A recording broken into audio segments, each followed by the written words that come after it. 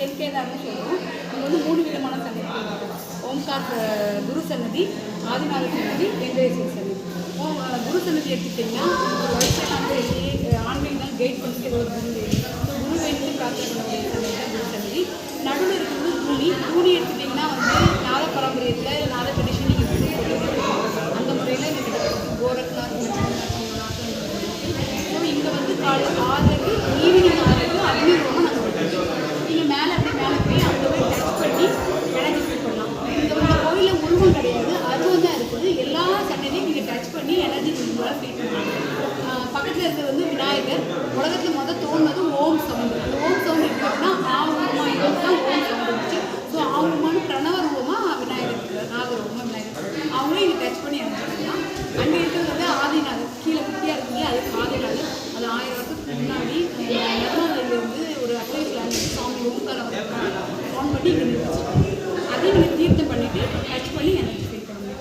மேலே இருக்கிறது ஓம்காரேஸ்வர். நீங்கள் அந்த தண்ணியில் ஃபுல்லாக கையில் எடுத்துட்டு ஆனால் பண்ணும்போது ரிங்கு வளையல் எதுவுமே எல்லாம் காட்டிங்க மெட்டல் டச் ஆகக்கூடாது. கை நல்லா இது பண்ணி அழுத்தி பண்ணிங்கன்னா ஓம் சவுண்ட் ஒரு வைப்ரேட் கையில் கொஞ்சம் பண்ணி முடிச்சுக்கிறோம். உங்கள் கையில் அந்த வைப்ரேட் இருக்கும். அவங்க பேர் ஓம்காரேஸ்வர். அந்த சைடில் இருக்கிறது வந்து எந்திரேஸ்வரி. உலகத்தில் வந்து நம்ம எல்லா கோயிலுக்கும் போயிருக்கோம். ரொம்ப ஃபாஸ்ட்டாக போகிறோம். எல்லா கோயிலுக்கும் போயிருக்கோம். ஒவ்வொரு கோயிலையும் ஏதாவது ஒரு தேவி இருப்பாங்க. ஏதாவது பெருமாரியம்மன் ஏதாவது இந்த ஒருத்தருக்கு தான் 10 தேவி ஒரே இடத்துல எந்திர ரூபமாக இருக்கிறாங்க, எந்திர வடிவில் இருக்கிறாங்க. ஸோ 10 தேவி அங்கே என்னென்ன தேவி அந்த சன்னதி போகணும். 10 தேவி இருக்கிறாங்க. 10 தேவி நீங்கள் வழிபடலாம். மேலுவா ஸ்ரீ ராஜராஜேஸ்வரி. அங்கே இருக்கிறது வந்து ஆலிங்கநாதர். ஆலிங்கநாதர்னா ஆலிங்கனாலே வந்து கட்டி அணைக்கும். ஸோ நீங்கள் அந்த 4 பக்கம் பாதம் இருக்கும். அந்த பாதத்துக்கு மேலே ஏறி அதில் அவரை கட்டி அணைச்சி ஒன்று நெத்தி வச்சுக்கணும், இல்லை ஒரு பக்கம் டச் பண்ணி உங்களோட வேண்டுதல் எது வேணாலும் நீங்கள் தங்களுக்கு உங்களோட வேண்டுதல் நிறைவேறி. எப்படின்னா இந்த 3 சன்னதியும் குபீர இடம் தான் ஆலிங்கநாதர். ஸோ நீங்கள் என்ன ஒரு சங்கல்பம் வச்சாலும் நடக்கும். மேலே கோபுரங்கள் பார்த்தீங்கன்னா கேதார் மாதிரி இருக்கும். கேதார் போனீங்க யாராவது பேர் கேதார் போயிருந்தீங்கன்னா அங்கேயும் இதே மாதிரி தீர்த்தம் பண்ணி டச் பண்ணி ஒரு இது பண்ணுவோம். ஸோ அதே ஆப்ஷன் தான் தெரியும். உங்களோட ஸ்ட்ரக்சர் எல்லாமே எல்லாம் திருவண்ணாமலை யாராவது இருக்கீங்களா?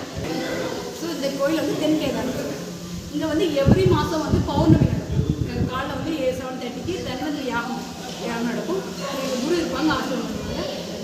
தன்வந்திரி வந்து யாகம் நடக்கக்கூடிய டேட்ஸ் வந்து அந்த போர்டு. இங்கே வந்து மற்ற கோயில் மாதிரி பிரதோஷம் அந்த மாதிரி எதுவுமே கிடையாது.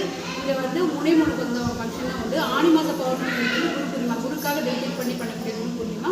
அண்ட் லாஸ்ட்டில் வந்து மார்கழி பௌர்ணமிக்கு மகா யாகம் நடக்கும். அதாவது 1,08,000 பஞ்சாஷ்டமங்கள் யாகம் நடக்கும். மற்றபடி இந்த நவராத்திரி ஆரம்பிக்கிறாங்கல்ல 10 தேவி 10 தேவிக்கான 10 நாள் திருவிழா மாதிரி இருக்கும். காலைல தேவிக்கு ஒவ்வொரு தேவி இருப்பாங்க.